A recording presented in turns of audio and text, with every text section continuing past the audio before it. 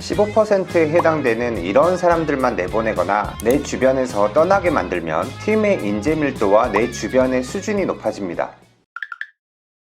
얼마 전에 제 전 직장 동료에 대해 레퍼런스 체크 전화를 받았습니다. 통화 끝자락에 이런 질문을 하시더라고요. 그 친구에게 10점 만점 기준으로 점수를 준다면 몇 점을 주실 건가요? 8점 정도 줄 수 있을 것 같다, 이렇게 대답을 했더니, 그렇다면 2점을 깎은 이유가 무엇이냐, 이렇게 추가 질문을 받았습니다. 문제를 주도적으로 발견하고 문제 해결의 과정을 이끄는 사람은 아니다. 하지만 팀이나 리더가 문제를 정의하면 쉽게 따라와주고 그 안에서 자신이 맡은 역할을 찾아 수행하는 사람입니다. 그래서 8점을 줬고 문제를 주도해서 해결하는 리더는 아니었기 때문에 2점을 깎았습니다. 이렇게 답했는데요. 제 대답이 좀 석연치 않았는지 재차 확인을 하더라고요. 다시 함께 한다면 함께 하고 싶은 동료인가? 당연히 함께 하고 싶다, 이렇게 답했습니다. 꼭 본인이 직접 리딩을 하지 않더라도 누군가가 리딩을 할 때 그 사람을, 그 조직을 믿고 따라와주는 능력 또한 조직에서 무척 필요한 역량이고, 이러한 역량을 가진 사람을 시장에서 쉽게 찾기 어렵다. 그래서 귀한 동료라고 생각한다, 이렇게 답했습니다. 전화를 끊고 나서 문득 만약 내가 또 다른 동료에 대한 레퍼런스 체크 전화를 받게 된다면 이 사람은 절대 채용하면 안 됩니다, 이렇게 부정적인 답변을 할 동료가 있을까? 한번 생각해 봤는데요. 많지는 않지만 떠오르는 사람이 있더라고요. 그래서 오늘은 그런 사람들, 다시는 함께하고 싶지 않은 동료들, 조직의 수준을 떨어뜨리는 사람에 대해서 한번 이야기해 보려고 합니다.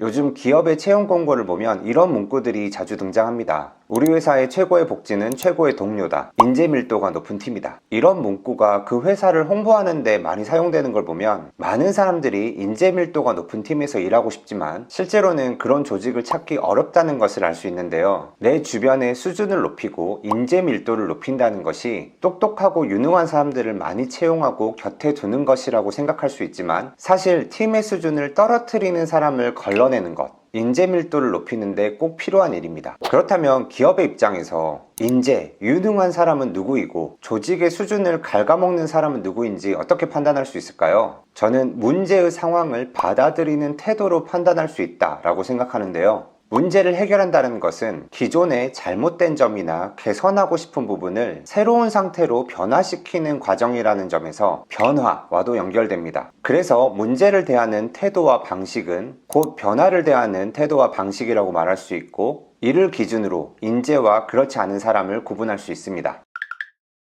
기술 수용 주기라는 모델이 있습니다. 아마 많이들 들어보셨을 텐데요. 이 모델은 새로운 기술이 소개될 때 사람들의 수용 정도를 구분하여 그래프 형식으로 나타낸 것입니다. 저는 이 모델이 대부분의 조직에 동일한 비율로 적용된다고 생각합니다. 새로운 기술을 받아들인다는 것은 곧 변화를 받아들이는 것과 비슷하게 해석할 수 있기 때문입니다. 새로운 기술이 소개되었을 때 리스크를 감수하더라도 적극적으로 이를 경험하고 도입하는 사람들을 이노베이터라고 합니다. 이 모델에 따르면 전체 인구의 2.5% 정도가 해당됩니다. 이 이노베이터를 보면서 좋을 것 같은데? 이렇게 빨리 판단을 하고 변화에 동참하는 사람들을 얼리 아답터라고 하는데, 이는 전체 인구의 12.5% 정도에 해당합니다. 그래서 이노베이터와 얼리 아답터를 합쳐도 전체의 15% 정도밖에 되지 않는데요. 기업은 이런 사람들을 채용하려고 합니다. 변화에 적극적인 사람, 하지만 이런 사람들이 시장에 많지 않기 때문에 채용이 어렵습니다. 그럼에도 불구하고 많은 기업들이 이런 사람들을 적극적으로 발굴하고 채용해서 기업의 인재 밀도를 높이려는 노력을 하고 있습니다. 그런데 인재 밀도를 높이기 위해서는 그래프 왼쪽에 15%에 해당하는 이노베이터, 얼리 아답터를 찾는 것도 중요하지만, 그래프의 가장 오른쪽에 위치하는 레거드 집단, 변화를 거부하고 변화하고자 하는 조직, 사람들을 막기 위해 반대편의 에너지를 쓰는 사람들, 이 사람들을 걸러내는 게 더 중요합니다. 기술 수용 주기 모델에 따르면 이런 사람들은 전체 집단의 15% 정도를 차지하는 소수의 집단인데요. 이 소수의 집단이 조직 내에서 목소리를 내고 그 목소리가 다른 동료들에게 쉽게 전파되는 환경에서는 조직의 인재 밀도가 절대 높아질 수 없습니다.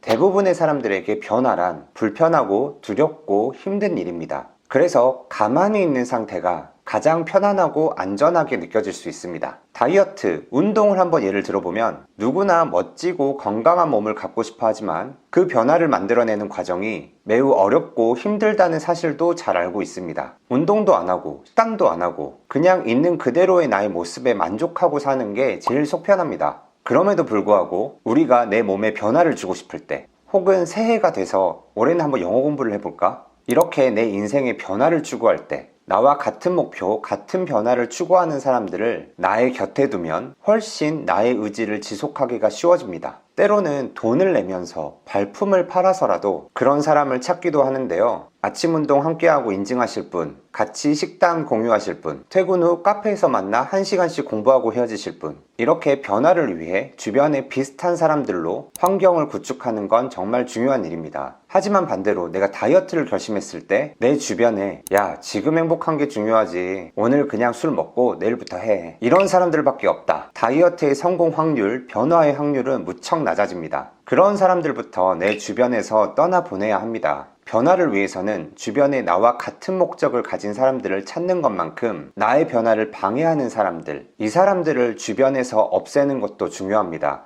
사실 더 중요합니다. 제가 2011년도에 처음 조직 생활을 시작하고 프리랜서로 근무했던 곳까지 포함하면 총 7, 8군데의 회사를 경험했는데요. 팀 단위로 생각해보면 이보다 훨씬 더 많은 조직을 경험해봤습니다. 그리고 제가 경험한 모든 조직에서 저와 사적인 자리에서 이런 식의 이야기를 하는 동료를 최소한 1명 이상은 꼭 만나봤습니다. 왜 그렇게 열심히 하려고 해? 아무도 안 알아줘. 여기는 팀장도 이상하고 회사도 이상해. 너도 조심해. 대충대충 해. 적당히 맞춰주는 척 하다가 기회 봐서 다른 곳으로 튀어. 여긴 가망이 없어. 실제로 이상한 조직이나 리더가 있긴 했습니다. 그런데 정말 웃긴 건 저에게 도망가라, 열심히 할 필요 없다, 이런 말을 했던 동료들보다 제가 더 먼저 그 조직을 떠났습니다. 그들은 저보다 훨씬 더 오래 회사를 다녔어요. 지금도 다니고 있는 사람도 있습니다. 제가 인사팀에서 근무를 할 때 입사를 한 지 얼마 안 된 친구들이 특별히 회사나 리더와 갈등이 있었던 것도 아닌데 갑자기 태도가 돌변하고 부정적인 감정을 갖게 되는 경우를 종종 봤습니다. 그래서 이 짧은 기간 동안 그들에게 무슨 일이 있었을까 이야기를 하다 보면 꼭 위와 같은 말을 전파하는 동료들과 식사를 한다던가 개인적인 대화 자리를 갖고 나서